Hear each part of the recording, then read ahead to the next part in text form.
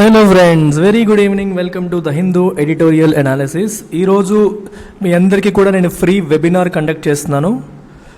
I'm doing it directly. మీకు యూపీఎస్సీని ఎలా క్రాక్ చేయాలి అని యాక్షన్ ప్లాన్ ఇవ్వబోతున్నాను. 2023లో if you are planning to crack UPSC, ఎలా చేయాలి, ఎలా స్టడీ ప్లాన్ వేసుకోవాలి, ఎలా స్ట్రాటజైజ్ చేయాలి, సబ్జెక్ట్స్ని ఎలా అప్రోచ్ అవ్వాలి, డేని ఎలా ప్లాన్ చేసుకోవాలి, ఇలాంటి మైక్రో లెవెల్ ప్లానింగ్తో మీకు ఈరోజు రాత్రి 7 గంటలకి ఈ వెబినార్ అనేది కండక్ట్ చేయడం జరుగుతుంది. సో పేరులోనే ఉంది, it's a webinar not a seminar. So it happens on the web. ఎక్కడ అంటే మన ఎల్టీఎక్స్ క్లాసెస్ వెబ్సైట్లో యూపీఎస్సీ డెమో అనే పేరుతో ఒక ఫ్రీ కోర్స్ ఉంటుంది. ఆ ఫ్రీ కోర్స్లోకి మీరు ఎన్రోల్ అవ్వాలి. ఆ ఫ్రీ కోర్స్లో ఒక లైవ్ క్లాస్ లాగా మీకు నోటిఫికేషన్ వస్తుంది, లేదా మీరు ఒకసారి 7 o'clock మీరు యూపీఎస్సీ డెమో కోర్స్ ఓపెన్ చేసి చూసుకుంటే మీకు లైవ్ అని కనిపిస్తుంది. ఆ లైవ్ మీద క్లిక్ చేస్తే చాలు, ఇమీడియట్గా క్లాస్ ఓపెన్ అవుతుంది. మీరు నాతో ఇంటరాక్ట్ అవ్వచ్చు, నాతో మాట్లాడవచ్చు, మీరు ఏమైనా క్వశ్చన్స్ అడగాలన్నా అడగవచ్చు. నేను డీటెయిల్డ్గా ఓపిక్గా అందరికీ కూడా questions and answers Q&A session కూడా రన్ చేయడం అనేది జరుగుతుంది. సో మన యూపీఎస్సీ ఇన్ఫినిటీ ప్రోగ్రామ్ మీకు ఎలా హెల్ప్ అవుతుంది అనేది కూడా దీంతో పాటు మీకు చెప్తాను. మీరు ఒకవేళ జాయిన్ అవ్వకపోయినా పర్లేదు, అటెండ్ అవ్వండి, మీకు హెల్ప్ అవుతుంది. If you planning to join, you can also ask questions about our course. So మన course comes with life time validity and 60,000 rupees fee with 5,000 per month EMI option అనమాట. And good news is that 1st July నుంచి కొత్త batches కూడా ప్రారంభం అవుతున్నాయి. Right. And ఇంకా మీకు ఇది తెలియకపోతే ఈ ఎడిటోరియల్ యొక్క కామెంట్ సెక్షన్లో లింక్ అనేది పిన్ చేసి ఉంటుంది. ఆ లింక్ పైన క్లిక్ చేయండి, మీరు ఎన్రోల్ అయిపోతారు ఆటోమేటిక్గా. Just click on the link, you will be automatically enrolled in to our course. అలాగే యూపీఎస్సీ ఇన్ఫినిటీ గురించి ఆల్రెడీ చెప్తున్నాను. కొత్త బ్యాచెస్ July 1st నుండి స్టార్ట్ అవుతున్నాయి. హైదరాబాద్ అండ్ వైజాగ్లో ఆఫ్లైన్ క్లాసెస్ స్టార్ట్ అవుతున్నాయి. ఆన్లైన్లో కూడా మనకి 1st July నుంచి స్టార్ట్ అయిపోతున్నాయి. సో ఫీ స్ట్రక్చర్ మీకు క్లియర్గా కనిపిస్తుంది. మీకు 1 year ప్లాన్ కూడా ఇంట్రడ్యూస్ చేస్తున్నాం. ఎవరైనా సరే 1 year మాకు చాలు అనుకునే వాళ్ళకి 35,000కే ఈ కంప్లీట్ యూపీఎస్సీ ఇన్ఫినిటీ ఇచ్చేయడం అనేది జరుగుతుంది. 18 months ప్లాన్ అంటే నెక్స్ట్ ఇయర్ మెయిన్స్ వరకు కావాలి అనుకునే వాళ్ళకి 40,000 రూపీస్కే మీకు కంప్లీట్గా ఇవ్వడం అనేది జరుగుతుంది. But I recommend going for life time validity ప్లాన్స్కి వెళ్ళమని నేను రికమెండ్ చేస్తాను. ఒకవేళ మీరు 1 yearకి సరిపోతుంది, నాకు తర్వాత అవసరమైతే ఎక్స్టెండ్ చేసుకుంటాను అనుకునే వాళ్ళకి కూడా ఆప్షన్ ఉంది. You can go for 1 year plan and you can extend later on. అది మీ చాయిస్ అనమాట.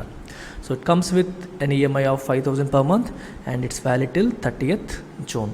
సో అండ్ 1st July దాటిపోతే మీకు చెప్తున్నాను, 1st July నుంచి కొత్త బ్యాచెస్, 1st July నుంచి ఫీజు కూడా 10,000 రూపీస్ పెరుగుతుంది అక్రాస్ ఆల్ కేటగిరీస్. అన్నింట్లో కూడా ఫీజులు పెరుగుతున్నాయి. ఈ స్క్రీన్ ఒకసారి పాస్ చేసుకొని మీరు ఫీ చెక్ చేసుకోండి. డౌట్స్ ఏమైనా ఉంటే ఈ నెంబర్కి కాల్ చేయండి. ఇవాల్టి ఎడిటోరియల్ మరి స్టార్ట్ చేద్దాం. The title of which says an unjust pursuit. Just అంటే మీనింగ్ ఏంటో తెలుసా? జస్ట్ అనే పదానికి మీనింగ్ అంటే న్యాయమైన, ఫెయిర్ అనే మీనింగ్ వస్తుంది. అన్జస్ట్ అంటే అన్ఫెయిర్. పర్సూట్ అంటే అన్వేషణ, the act of pursuing someone. అన్వేషణ అంటే ఎవరినో పట్టుకునే ప్రయత్నం, ఏదన్నా గోల్ని సాధించే ప్రయత్నం. పర్సూట్ ఆఫ్ హ్యాపీనెస్ అంటారు, హ్యాపీనెస్ కోసం అన్వేషించడం. ఇలా ఇక్కడ అన్జస్ట్ పర్సూట్ అంటే అర్థం ఏంటి? అన్ఫెయిర్గా ఒకరిని పట్టుకునే ప్రయత్నం చేస్తున్నారు. ఎవరిని? జూలియన్ అస్సాంజ్ని. Julian Assange deserves freedom, not persecution for investigative journalism.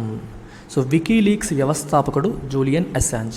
WikiLeaks ఏం చేస్తుందంటే వివిధ దేశాల, ప్రపంచ దేశాల సీక్రెట్స్ని బయటికి తీసుకొచ్చి, డార్క్ సీక్రెట్స్ని బయటికి తీసుకొచ్చి ప్రజల ముందు పెట్టేస్తుంది. అందుకే దాని పేరే వికీలీక్స్. సో గవర్నమెంట్స్ అన్నిటికీ కూడా కొన్నాళ్ళ పాటు వణికించేశాడు జూలియన్ అస్సాంజ్. సో అతను ఇప్పుడు బ్రిటన్లో ఉన్నారు. అతన్ని మాకు అప్పగించండి అని చెప్పి అమెరికా బ్రిటన్కి రిక్వెస్ట్ పెట్టింది. ఎక్స్ట్రాడిషన్ రిక్వెస్ట్ అంటారు. What is it called? Extradition request. India కూడా అలాగే రిక్వెస్ట్ పెట్టింది, విజయ్ మాల్యాని అప్పగించండి, నీరవ్ మోదీని అప్పగించండి అని. అవి ఎప్పటికీ అప్రూవ్ అవ్వట్లేదు. బ్రిటన్లో కూడా ఇంకా అవి తేలట్లేదు. ఎక్స్ట్రాడిషన్ అంటే అప్పగించడం, అంటే ఒక దేశానికి చెందిన వ్యక్తిని వేరే దేశంలో ఉంటే తిరిగి మాకు అప్పగించండి అని చెప్పడం అనమాట. ఓకే, దాన్ని ఎక్స్ట్రాడిషన్. విజయ్ మాల్యా ఎగ్జాంపుల్ మీరు తీసుకున్నారనుకోండి. సో ఇది ఇండియా, యూకే అనుకోండి. Vijay Mallya belongs to India but he is in UK. ఇతన్ని మాకు అప్పగించండి అని అఫీషియల్గా ఇండియా పెట్టుకునే రిక్వెస్ట్ ఏమంటాం? ఎక్స్ట్రాడిషన్ రిక్వెస్ట్ అంటాం. అయితే ప్రజెంట్ ఏం జరుగుతుంది, యుఎస్, యూకే, ఆస్ట్రేలియా. ఈ జూలియన్ అసాంజ్ అనే వ్యక్తి ఆస్ట్రేలియాకి చెందిన వ్యక్తి. హీఈస్ అన్ ఆస్ట్రేలియన్ సిటిజన్, కాకపోతే హీఈస్ కరెంట్లీ ఇన్ యూకే. అతను యూకేలో ఉన్నాడు. ఇతన్ని యుఎస్ అప్పగించమని అడుగుతోంది. అమెరికాలో ఉన్న చట్ట ప్రకారం అతను నేరం చేసినట్టు 1917 చూడండి, ఎస్పియోనేజ్ యాక్ట్ ఆఫ్ 1917 అంటే ఫస్ట్ వరల్డ్ వార్ టైంలో ఉన్న ఒక చట్టం ఇది. అప్పటి చట్టం ప్రకారం అతను నేరం చేసినట్టు, అతన్ని నేను పర్సిక్యూట్ చేస్తాను, అతన్ని శిక్షిస్తామని చెప్పి మాకు అప్పగించండి అని చెప్పి యుఎస్ యూకేని రిక్వెస్ట్ చేసింది. యూకే ఒబ్లీజ్ అయ్యింది, అంటే యాక్సెప్ట్ చేసింది. కానీ ఈయన తరపున ఇంకో న్యాయవాది అప్పీల్ ఫైల్ చేశారు. చూడాలి ఏమవుతుంది అనేది. ఇది స్టోరీ. అయితే ఇక్కడ ఏం రాశారంటే, జూలియన్ అసాంజ్ డిజర్వ్స్ ఫ్రీడమ్. అతనికి ఫ్రీడమ్ ఇవ్వాలి. అతను చేసింది ఏమీ తప్పుడు పని కాదు, అతను చేసిన పని మంచిదే, అతన్ని విడిచిపెట్టాలి. నాట్ పర్సెక్యూట్ చేయడం అంటే వేధించడం, వేధింపులు కాదు.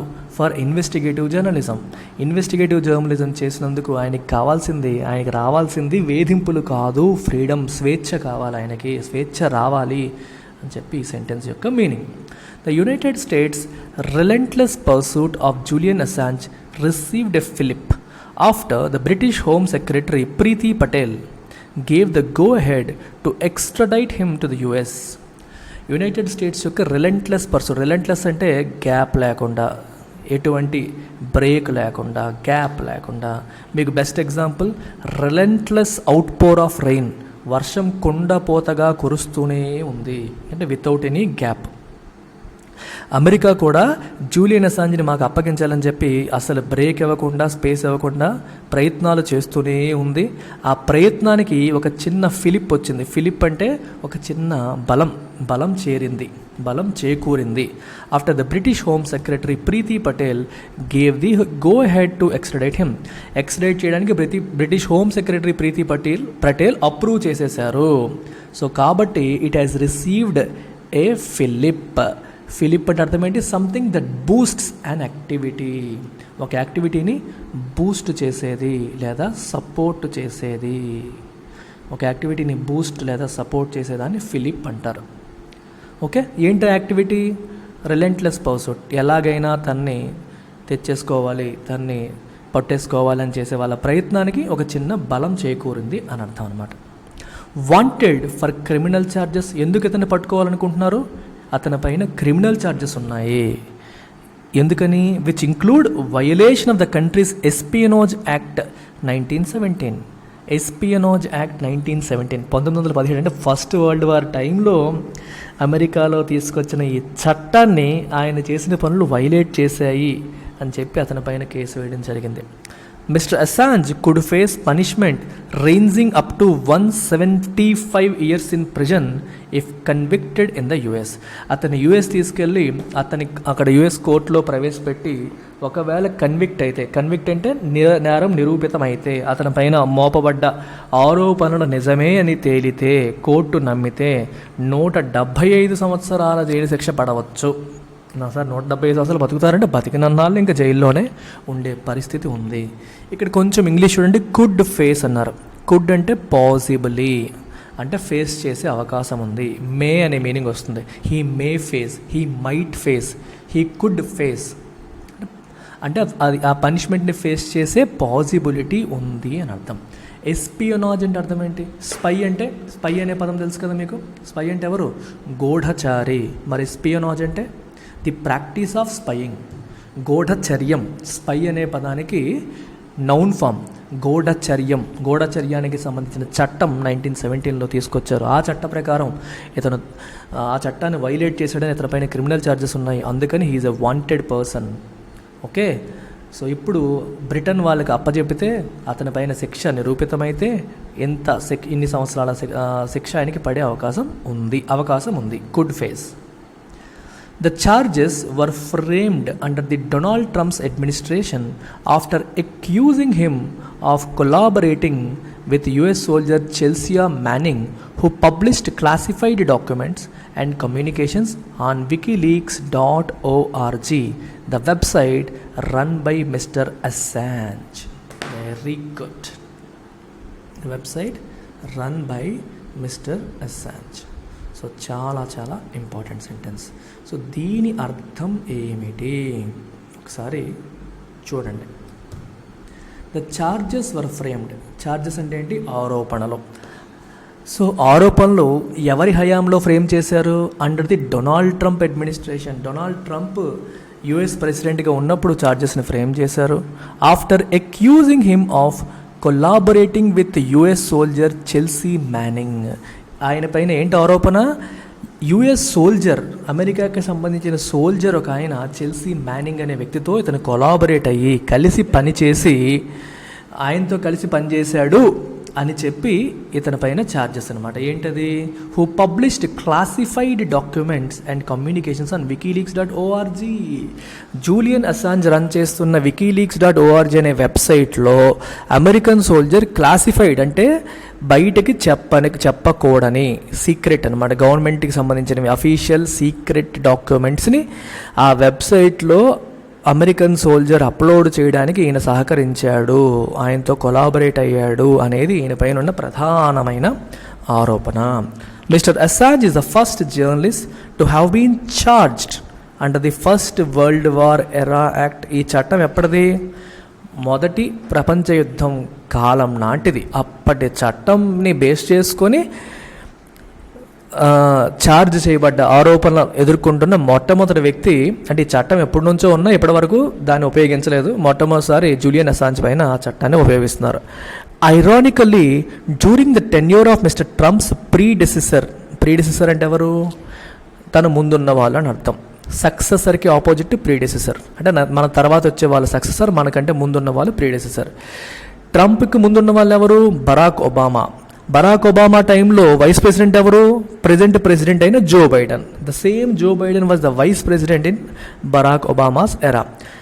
The justice department had concluded that it would not pursue criminal charges against mister Assange and WikiLeaks as it would pose grave threats to the country's press freedom laws, particularly the First Amendment of the US Constitution that guarantees freedom of expression.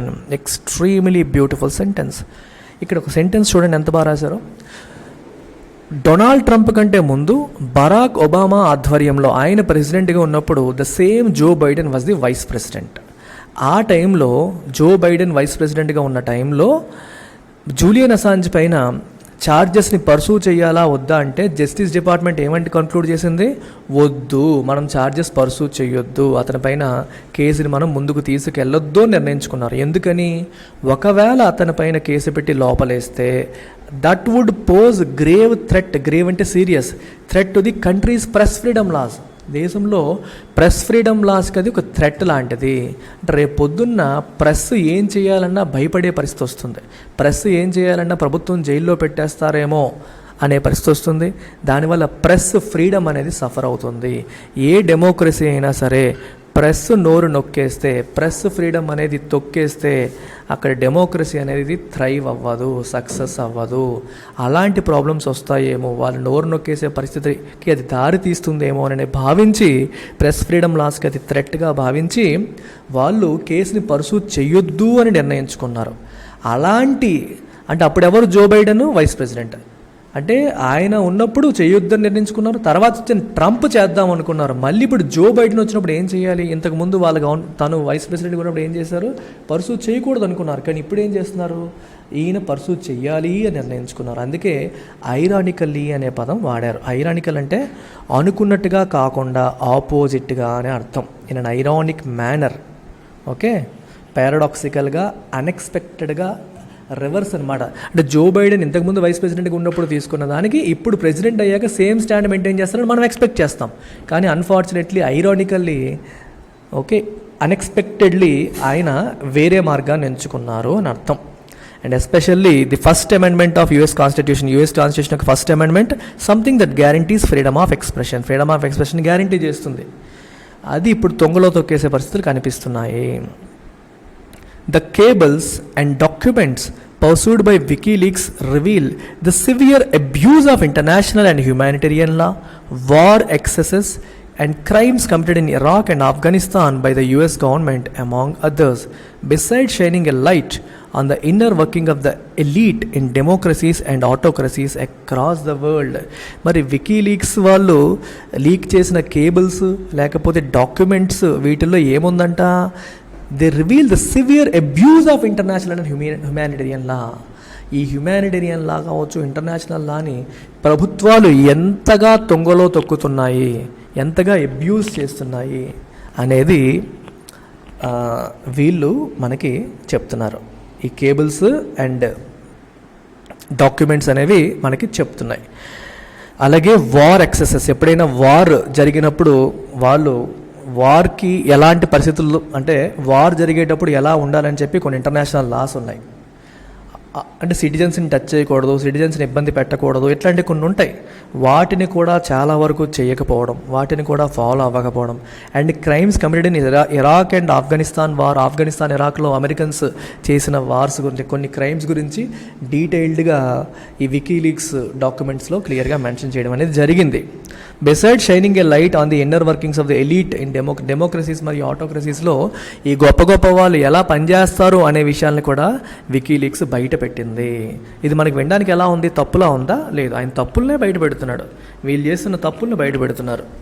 ఆ తప్పులను బయట పెడితే వీళ్ళ బొక్కలు బయటపడతాయని చెప్పి ఆయన పట్టుకొని జైల్లో తోద్దామని చూస్తున్నారు అమెరికన్స్. అందరూ అలాగే ఉన్నారు. మనం ఇండియాని తిట్టుకుంటూ ఉంటాం, మరి అమెరికా కూడా ఏం చేస్తుంది? ఫ్రీడమ్ ఫ్రీడమ్ ఫ్రీడమ్ అంటుంది, డెమోక్రసీ డెమోక్రసీ అంటుంది, వరల్డ్స్ ఓల్డెస్ట్ డెమోక్రసీ అంటుంది. వరల్డ్స్ ఓల్డెస్ట్ డెమోక్రసీ చేసే పనులైనవి ఆలోచించాలి.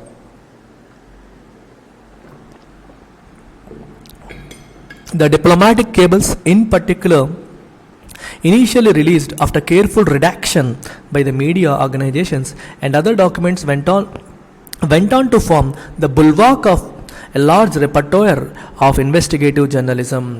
చూడండి, చాలా చాలా ఇంపార్టెంట్. రెపర్టోయర్ అంటే లిస్ట్ ఆఫ్ ఐటమ్స్, మొత్తం టోటల్ లిస్ట్ ఆఫ్ ఐటమ్స్ అని అర్థం.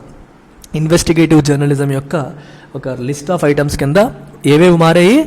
Diplomatic cables. డిప్లొమాటిక్ అంటే ఈ పెద్ద పెద్ద అఫీషియల్స్, కార్పొరేట్లు కాదు, గవర్నమెంట్ అఫీషియల్స్, ఫారిన్ మినిస్ట్రీ వాళ్ళు, డిఫెన్స్ వాళ్ళు, వీళ్ళందరూ వీళ్ళ యొక్క అఫీషియల్స్ డేటాలు, క్లాసిఫైడ్ డేటా. అండ్ దౌత్యం అంటే జనరల్గా ఫారిన్ సంబంధించిన అంశాలు అనమాట, విదేశాంగ వ్యవహారాలకు సంబంధించిన అంశాలు. ఇవి initially released after careful redaction. Redaction అంటే అర్థం ఏంటి? ఎడిటింగ్. మీడియా యాజ్ ఇట్ ఈస్గా రిలీజ్ చేయకుండా కేర్ఫుల్గా రిడాక్షన్ చేసింది, అంటే కొంచెం ఎడిట్ చేసి కొన్ని పార్ట్స్ని మాత్రమే రిలీజ్ చేసింది బయటికి. దాని అర్థం ఏంటి? మొత్తం మా దగ్గరే ఉంది, కొంతే రిలీజ్ చేశామని చెప్పడం. సో ఇదేమైంది? They went on to form the bulwark. Bulwark అంటే అర్థం ఏంటి? A protective wall. బుల్వార్క్ అంటే ఒక defensive wall or something that protects అని అర్థం. మనల్ని ప్రొటెక్ట్ చేసేది, సంథింగ్ దట్ ప్రొటెక్ట్స్ అనే మీనింగ్ వస్తుందన్నమాట. Bulwark of a large repertoire of investigative journalism అంటే ఈ ప్రభుత్వాల పిలకలు వాళ్ళ చేతుల్లో ఉన్నాయి. కొంతపాటు బయటికి రిలీజ్ చేశారు, మిగిలినంతా దాచారు. రిడాక్షన్ అంటే చెప్పాను కదా, ఆఫ్టర్ ఎడిటింగ్ కొంత ఎడిట్ చేసి ఫుల్ ఇన్ఫర్మేషన్ యాస్టీస్గా పెట్టకుండా చేశారు. సో వాళ్ళ పిలకలు వీళ్ళ దగ్గర ఉన్నాయి కాబట్టి కొంచెం ప్రభుత్వాలు భయపడే పరిస్థితికి అది దారితీసింది. అందుకే అది ప్రొటెక్టివ్ వాళ్ళగా కాపాడింది ఇన్వెస్టిగేటివ్ జర్నలిజంకి. ఇన్ ఏ రేషనల్ వరల్డ్, చాలా ఇంపార్టెంట్ వర్డ్ ఇది. In a rational world the perpetrators of excesses revealed by WikiLeaks would have been pursued for justice while mister Assange would have been released from his harsh and extended stay in British prison. ఇతన్ని British ప్రిజన్లో ఉంచారు ప్రస్తుతం. Rational world, if the world is really rational అంటే లాజికల్గా ఉంటే, according to common sense ప్రపంచం అనేది నడుస్తూ ఉంటే ఏం చేస్తాం మనం? అస్సాంజ్ని మనం విడిచిపెడతాం. అతను చేసిన తప్పు ఏంటి? తప్పులను బయట పెట్టడమే అతను చేసిన తప్ప. ఎవరెవరు తప్పులు చేశారో, ఏం తప్పులు చేశారో వాటిని అతను బయట పెట్టాడు. అతన్ని తప్పు చేశాడని చెప్పి జైల్లో తోసేశారు. సో రేషనల్ వరల్డ్లో అయితే తను రిలీజ్ చేసేవాళ్ళు. హార్ష్ అండ్ ఎక్స్టెండెడ్ బ్రిటిష్ ప్రిజన్లో తనకున్న హార్ష్ అండ్ ఎక్స్టెండెడ్ రిలీజ్ చేసేవాళ్ళు, రైట్. అండ్ అతను ఎవరైతే పర్పట్రేటర్స్ అంటే తప్పు చేసిన వాళ్ళు, ఎక్సెసెస్ వికీలీక్స్ ఏవైతే రివీల్ చేశాయో, ఏ తప్పులైతే జరిగాయని వికీలీక్స్ చెప్పాయో ఆ తప్పులు చేసిన వాళ్ళని పట్టుకునే వాళ్ళు, పట్టుకొని చట్టం తన పని తను చేసుకుని వెళ్ళాలి. అది రేషనల్ వరల్డ్లో. But the world is not rational. The world is not going according to the rules regulations, logic, reason ప్రకారం ప్రపంచం నడవట్లేదు అనడానికి ఇదొక ఎగ్జాంపుల్. ఇదొక పెద్ద ఎగ్జాంపుల్. యట్ అయినప్పటికీ ద డాగ్డ్ పర్సూట్, డాగ్ అంటే మొండిగా పట్టుదలతో, pursuit of mister Assange has been renewed by Biden administration. ఐడియల్గా ఏం చేయాలి, వాళ్ళు ఎవరెవరి తప్పుల్ని అతను బయట పెట్టాడో వాళ్ళందరిపైన శిక్ష పడేలా చేయాలి, ఇతన్ని విడిచిపెట్టాలి. మానేసి ఏం చేసింది బైడెన్ అడ్మినిస్ట్రేషన్, అతన్ని పట్టుకునే ప్రయత్నాల్ని మళ్ళీ మొదలుపెట్టింది. ట్రంప్ హయాం తర్వాత గ్యాప్ ఇచ్చారు, మళ్ళీ ఇప్పుడు మొదలుపెట్టారు. The only guarantee that it has provided, అయితే ఒక చిన్న గ్యారంటీ ఇచ్చింది బైడెన్ ప్రభుత్వం, ఏంటది, is that it will not hold him in a maximum security prison. Maximum security ప్రిజన్లో ఉంచాము అని చెప్పారు. మ్యాక్సిమం సెక్యూరిటీ ప్రిజన్లో ఉంచితే ఏమవుతుంది, it's has strict confinement rules. అక్కడ కన్ఫైన్మెంట్ రూల్స్ చాలా స్ట్రిక్ట్గా ఉంటాయి, కదలడానికి కూడా ఉండదు. అండ్ దట్ ఇఫ్ కన్విక్టెడ్, ఒకవేళ అతనిపై నేరం నిరూపితమైతే, he could serve his sentence in his native Australia. తన శిక్షని తన నేటివ్ అయిన ఆస్ట్రేలియాలో కూడా కంటిన్యూ చేయొచ్చు అనే ఆప్షన్ కూడా ఇవ్వడం జరిగింది. ఇఫ్ హీ రిక్వెస్టెడ్ ఇట్, తను రిక్వెస్ట్ చేస్తే, తను కోరుకుంటే తన నేటివ్ కంట్రీ అయిన ఆస్ట్రేలియాలో కూడా తను శిక్షని ఇంప్లిమెంట్ చేసుకోవచ్చు అని కూడా చెప్పడం జరిగింది.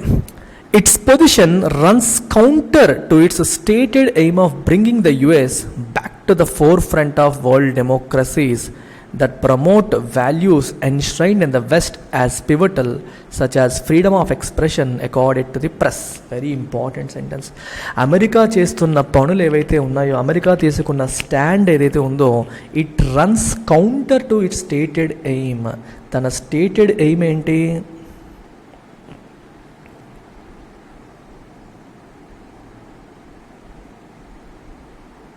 ఒక్క నిమిషమ్మా.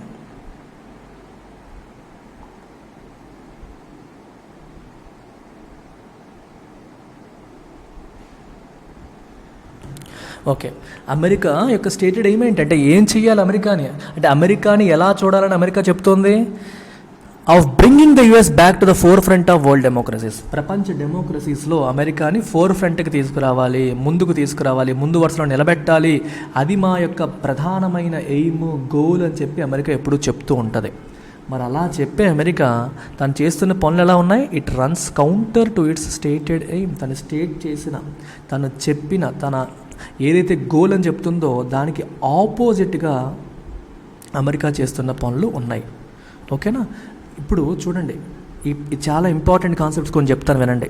డెమోక్రసీ అనే పదం వినగానే మీకు బల్బులు వెలగాలి. డెమోక్రసీ అనగానే మనకి డెమోస్, క్రైటీరియాస్ అంటే రూల్ బై పీపుల్, ఈ పదాన్ని మనం కామన్గా ఉంటాం. చూడండి, చాలా ఇది అందరూ 10th క్లాస్ పిల్లల్ని అడిగినా డెమోక్రసీ అంటే రూల్ బై పీపుల్ అని చెప్తాడు. మరి యూపీఎస్సీ ఆస్పిరెంట్ ఎలా చెప్పాలి డెమోక్రసీ అంటే రూల్ బై పీపుల్ అని చెప్పి ఆపేస్తారా? ఇప్పుడు నేను మీకు ఒకటి చెప్తా, ఎవరైనా మిమ్మల్ని డెమోక్రసీ అంటే ఏంటంటే 10 నిమిషాల పాటు మీరు మాట్లాడాలి. 10 నిమిషాల పాటు మాట్లాడే కంటెంట్ మీకు ఇస్తాను, మీరు ఎంతగా మాట్లాడతారో మీ ఇష్టం. నేను ఏదైతే చెప్తున్నానో కేర్ఫుల్గా వినండి, ప్లెయిన్గా వినండి, బ్రెయిన్ కంప్లీట్గా అప్లై చేయండి. Let's focus on the word rule by people. Rule అంటే మీనింగ్ ఏంటి? What is the meaning of rule? Let's say మన ఇంట్లో రూల్ ఎవరు చేస్తున్నారు, ఎవరు రూలర్ అని అడిగితే మరి ఏం చెప్తారు జనరల్గా? నాన్న అంటాం. ఎందుకు నాన్న? నాన్న రూలరు, నాన్న లీడరు, నాన్నే మొత్తం నడుపుతున్నారు, మనం ఎలా చెప్తున్నాం? బికాజ్ ఆల్ ఇంపార్టెంట్ డెసిషన్స్, ఆ అథారిటీ ఎవరి చేతిలో ఉంది? నాన్న చేతిలో ఉంది. అమ్మ కానీ, నేను కానీ, చెల్లి కానీ నాన్న చెప్పింది ఫాలో అవుతున్నాం, నాన్న డెసిషన్స్ తీసుకుంటున్నారు. So in a way can I say rule is nothing but in simplistic terms decision making, నిర్ణయాలు తీసుకునే అధికారం ఉండడమే కదా ఒక రకంగా రూల్ అంటే. సో ఈ డెసిషన్ మేకింగ్ ప్రాసెస్లో పీపుల్ యొక్క పార్టిసిపేషన్ ఎంతగా ఉంటే ఆ దేశంలో డెమోక్రసీ అంతగా ఉన్నట్టు. అంటే ప్రజలే చట్టాలు, డెసిషన్ మేకింగ్ అంటే అర్థం ఏంటి? దేశానికి ఏం కావాలి, లా మేకింగ్. దేశానికి కావాల్సిన చట్టాలు చేసేటప్పుడు ప్రజలు పార్టిసిపేట్ చేస్తున్నారు అనుకోండి, ఎంత ఎక్కువ పార్టిసిపేట్ చేస్తున్నారు అనుకోండి, అంత ఎక్కువ డెమోక్రసీ ఉన్నట్టు. మీకు ఒక ఎగ్జాంపుల్ చెప్తాను. ఫార్మర్స్కి సంబంధించి కొన్ని చట్టాలు తీసుకొచ్చింది ప్రభుత్వం, ఫార్మర్స్ లాస్. మరి ఈ చట్టాలు తీసుకొచ్చినప్పుడు ఈ చట్టాలన్నీ దేశ ప్రజల ముందు పెట్టి మీరు ఓటు వేయండి, దీన్ని రిఫరెండం అంటాం. డైరెక్ట్ ఓటు, ప్రజలు డైరెక్ట్గా ఓటు వేయడం అనమాట. ప్రజల ముందు డైరెక్ట్గా పెట్టి మీరు ఓటు వేయండి అని చెప్పారనుకోండి, ఎక్కువ మంది ప్రజలు, let's say 51% voted in favour of farmers laws అనుకోండి, దెన్ ప్రభుత్వం దీన్ని అమల్లోకి తీసుకొస్తుంది. ఇక్కడ ఏం జరిగింది? డైరెక్ట్ డెమోక్రసీ అంటాం దీన్ని. అంటే లా మేకింగ్లో ప్రజలు డైరెక్ట్గా పార్టిసిపేట్ చేశారు. మీకు అర్థమైందా లేదా? ప్రజలందరూ కలిసి సంతకాలు పెట్టి, సంతకాలు సేకరించి, పిటిషన్స్ చేసి ప్రభుత్వం ముందు ఒక అంశాన్ని పెట్టారు. ఈ యూనిఫామ్ సివిల్ కోడ్, దీనిపైన మీరు చట్టం చేయండి, మేమందరం సైన్డ్ పిటిషన్ మీకు ఇస్తున్నాము అన్నారనుకోండి. దీన్ని ఇనీషియేటివ్ అంటాం. This is another version of direct democracy, initiative అంటాం. అంటే ఇక్కడ ఏం జరుగుతుంది? ఏ చట్టం కావాలో ప్రజలే ఓపెన్గా అడుగుతున్నారు. ఇలా ఒక 2 చెప్పాను. ఇంకా చూడండి, ప్రొటెస్ట్ అంటే నిరసన. ప్రభుత్వం చేసిన దాన్ని మనం తప్పు అని నిరసన వ్యక్తపరిచే హక్కు. Yes, in a democracy protest has an important place. చెప్పిన ప్రతిదీ మనం యాక్సెప్ట్ చేయాల్సిన అవసరం లేదు. మనకి నచ్చకపోతే నిరసన వ్యక్తపరిచే అవకాశం మనకి ఉండాలి. ప్రొటెస్ట్ అంటే ఏంటి? ప్రభుత్వ విధానాలను ఎండగట్టడం, ప్రభుత్వం చెప్పింది తప్పు అని చెప్పడం. మరి ప్రొటెస్ట్ చేయాలంటే మనకి ఏముండాలి? Freedom of expression. ప్రొటెస్ట్ అంటే ఏంటి? రోడ్డు మీదకి అలా వెళ్ళి సైలెంట్గా ఉంటే కాదు కదా. నేను ప్రభుత్వాన్ని తిడతాను, తప్పుని ఎండగడతాను, అంటే నేను ఎక్స్ప్రెస్ చేస్తాను నా వ్యూని నేను ఎక్స్ప్రెస్ చేసే ఫ్రీడమ్ నాకు ఉండాలి. Unless I have this freedom of expression, I will not be able to protest, I will not be able to dissent. విభేదించడం, ప్రభుత్వం చెప్పిన దాన్ని విభేదించడం. నేను విభేదించలేను, మాట్లాడలేను, ఎదురు తిరగలేను. ఇవేవి చేయకపోతే మరి డెసిషన్ మేకింగ్లో నా రోల్ ఏముంది? మీరు చెప్పింది నేను యాక్సెప్ట్ చేయాలి, యాజ్ ఈజ్గా వెళ్ళిపోవాలంటే మరి నా డెమోక్రసీ ఎలా అవుతుంది? అది నేను విభేదిస్తాను, మీరు నన్ను సంతృప్తి చేయాలి, నేను అడిగే క్వశ్చన్స్కి మీరు సమాధానం చెప్పాలి. అవన్నీ జరిగితేనే డెమోక్రసీ ఉన్నట్టు. ఇవేవి జరగకపోతే డెమోక్రసీ ఉన్నట్టు కాదు. అందుకే ఇంకొక పదం మీరు చూడండి, డెమోక్రాటిక్. ఇంకా ఒక మీనింగ్ ఏంటంటే democracy is also a culture, it is a way of life. Way of life అని చెప్పి అంటున్నాను. మీకు ఇది అర్థం కావడానికి కోసం ఒక ఎగ్జాంపుల్ చెప్తాను. Hours is a democratic family అమ్మ అంటారు. అదేంటిది? ఫ్యామిలీలో డెమోక్రసీ ఏంటి? డెమోక్రాటిక్ ఫ్యామిలీ అంటే అర్థం ఏంటంటే ఏం చేసినా మేము అందరం కలిసి కూర్చొని డిస్కస్ చేసుకొని చేస్తాము. ఏకపక్ష నిర్ణయాలు ఒకళ్ళే డిసైడ్ చేసి మిగిలిన వాళ్ళ మీద తోసేయడం లాంటివి చెయ్యము. ఏకపక్షంగా నిర్ణయాలు తీసుకోకుండా అందరం కలిసి కూర్చొని డిస్కస్ చేస్తాము. సంప్రదింపులు జరుగుతాయి, విచ్ మీన్స్ పార్టిసిపేషన్ అనేది ఉండాలి. మాది డెమోక్రాటిక్ కల్చర్. మా ఇన్స్టిట్యూట్లో డెమోక్రాటిక్ కల్చర్ ఉంది. అంటే నేను ఏదన్నా డెసిషన్ తీసుకుంటే నేను ఎంప్లాయీస్ అందరితో డిస్కస్ చేస్తాను, వాళ్ళకి ఇన్ఫామ్ చేస్తాను, వాళ్ళ ఒపీనియన్స్ తీసుకుంటాను అని అర్థం. అలాగే కొన్ని చూడండి, మాకు ఇంటర్నల్ పార్టీ డెమోక్రసీ అంటారు కొన్ని పార్టీలు. అంటే పార్టీలో ఏకపక్ష నిర్ణయాలు కాకుండా పార్టీ నేతలందరితో కూర్చొని మాట్లాడుకుని నిర్ణయాలు తీసుకోవడం, అలాగే ఇంటర్నల్ డెమోక్రసీ ఉండడం. అంటే డెమోక్రసీ అనగానే ఏం గుర్తురావాలి మీకు? డెసిషన్ మేకింగ్లో పార్టిసిపేషన్. ప్రజలందరూ పార్టిసిపేట్ చేయాలి. ప్రభుత్వం తీసుకున్న నిర్ణయాన్ని వ్యతిరేకించే హక్కు ప్రజలకు ఉండాలి. ప్రభుత్వాన్ని తిట్టే హక్కు కూడా, తిట్టడం అంటే అర్థమైంది సున్నితంగా విమర్శించే హక్కు ఉండాలి. నిరసన వ్యక్తపరిచే హక్కు ఉండాలి. లా మేకింగ్లో, డెసిషన్ మేకింగ్లో అన్నింటిలో వాళ్ళ పార్టిసిపేషన్ అనేది ఉండాలి. అది ఎంత ఎక్కువ ఉంటే ఆ దేశం అంత డెమోక్రాటిక్ అని అర్థం. There is no country in the world which is 100% democratic. Democracy is an ideal state. It is an ideal. అది ఆదర్శవంతమైంది, అంటే అల్టిమేట్ స్టేట్ అది. అందరూ కూడా డెమోక్రసీగా ఉండడానికి ప్రయత్నాలు చేస్తారు. No one is 100% democratic. No one is. అందరిలోనూ ఎన్నో కొన్ని లోపాలు ఉంటాయి. అన్ని దేశాల్లోనూ కొన్ని తప్పుడు చట్టాలు ఉంటాయి. డెమోక్రసీని వ్యతిరేకించే, డెమోక్రసీని కూల్చే చట్టాలని ఉంటూనే ఉంటాయి. Okay, so key word that you need to remember, decision మేకింగ్లో పార్టిసిపేషన్. డెసిషన్ మేకింగ్ అనే పదం గుర్తుపెట్టుకోండి. Key people, participation, these are the key words that you need to remember. ఇలా మనం అర్థం చేసుకొని వెళ్ళాలి. సో అమెరికాని ఇప్పుడు ఏం చేయాలి? ఫోర్ ఫ్రంట్ ఆఫ్ డెమోక్రసీస్, ప్రపంచ డెమోక్రసీస్లో మళ్ళీ ముందు వరుసలో దాన్ని నిలబెట్టాలి అంటే మరి ఏం చేయాలి? డెమోక్రసీకి చాలా ఇంపార్టెంట్ వాల్యూ అయిన freedom of expression according to the press, especially press ఫ్రీడమ్ని మనం ఏం చేయాలి? కాపాడాలి. అకార్డ్ అంటే గివ్. ప్రెస్కి ఇచ్చిన ఫ్రీడమ్ ఆఫ్ ఎక్స్ప్రెషన్ మనం కాపాడుకోవాలి. పివోటల్ అంటే మోస్ట్ ఇంపార్టెంట్ అని అర్థం. వెస్ట్ అంటే వెస్టర్న్ కంట్రీస్లో చాలా ఇంపార్టెంట్ వాల్యూగా భావించే ప్రెస్ ఫ్రీడమ్ని అమెరికా ఇప్పుడు తొంగలో తొక్కుతోంది. మరి అమెరికాని ఎలా తను డెమోక్రసీస్లో ఫోర్ ఫ్రంట్లో పెట్టగలుగుతుంది? ఇది చేస్తున్న పనులు ఎలా ఉన్నాయి? It runs counter to it's stated aim. తను బయటికి చెప్తున్న ఎయిమ్కి ఆపోజిట్గా అమెరికా చేస్తున్న పని అనేది ఉంది. అది ఆ స్టేట్మెంట్ యొక్క మీనింగ్. అదనమాట. Subjecting mister Assange to trial will be a blow against media freedom in the US and will also criminalise investigative journalism, particularly one that is pointed at the inner workings of the deep state. ఇక deep state అనే పదాన్ని వాడారు. Deep state అంటే అర్థం ఏంటి? ప్రపంచ దేశాల్లో పెద్ద పెద్ద నేతలు అంటే prime ministers, presidents, defence ministers, home ministers, గొప్ప గొప్ప వాళ్ళు ప్రభుత్వానికి దేశానికి అవసరమైనవి కాకుండా ఓన్ ఎజెండాని రన్ చేస్తారు. They do certain things secretly to pursue their own agenda. వాళ్ళ సొంత ఎజెండాని పర్సూ చేయడానికి సీక్రెట్గా కొన్ని పనులు చేస్తారు. అది డీప్ స్టేట్ అంటే మీనింగ్. అది వాళ్ళ యొక్క సీక్రెట్ డీలింగ్స్, దాన్ని మనం డీప్ స్టేట్ అంటాం. So inner workings of the deep state. Correct పనులు ఏం క్వశ్చన్ చేయట్లేదు. ఈ తప్పుడు పనులు ఏవైతే ఉన్నాయో వాటిని పాయింట్ చేస్తూ వెళ్తున్న ఇన్వెస్టిగేటివ్ జర్నలిజంని క్రిమినలైజ్ చేయడం అనేది ఏదైతే ఉందో అది it's a blow against media freedom. Media ఫ్రీడమ్కి అది ఒక పెద్ద దెబ్బ అని అర్థం. ఓకే, అసాంజ్ని ఈ ట్రయల్లో విచారణ పేరుతో పిలిచి హింసించడం ఏదైతే ఉందో అమెరికాలో మీడియా ఫ్రీడమ్కి అది అతి పెద్ద దెబ్బ. Mr. Assange's representatives have filed an appeal before the British High Court. British High Court దగ్గర వాళ్ళు అపీల్ ఫైల్ చేశారు. With the present Labour Party-led Australian government also expressing its displeasure at the continued pursuit. Australian government నుంచి ఎందుకు రాశారు? ఎందుకంటే mister Assange remains an Australian citizen. He's an Australian citizen legally. So మరి Australia government ఫేవరబుల్గా ఉందంటే they are also not happy. మా citizen కదా, మాకు వదిలేయచ్చు కదా, మీరు ఎందుకు పర్సూ చేస్తున్నారని చెప్పి they are expressing their displeasure at the continued pursuit. The onus అంటే రెస్పాన్సిబిలిటీ, బాధ్యత is on the British judiciary to do right by him. ఏం చేయాలి బ్రిటిష్ జ్యుడిషియరీ? ఏం చేయాలి? To do right by. Do right by అనేది ఒకటే phrase. It is a single phrase. It means treat someone fairly.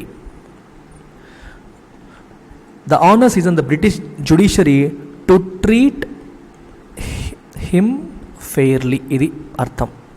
To do right by him అంటే treat him fairly, తన్ని ఫెయిర్గా treat చేయాలి అని దాని యొక్క మీనింగ్. డూ రైట్ బై కలిపి చదవకండి, సో విడివిడిగా చదవకండి.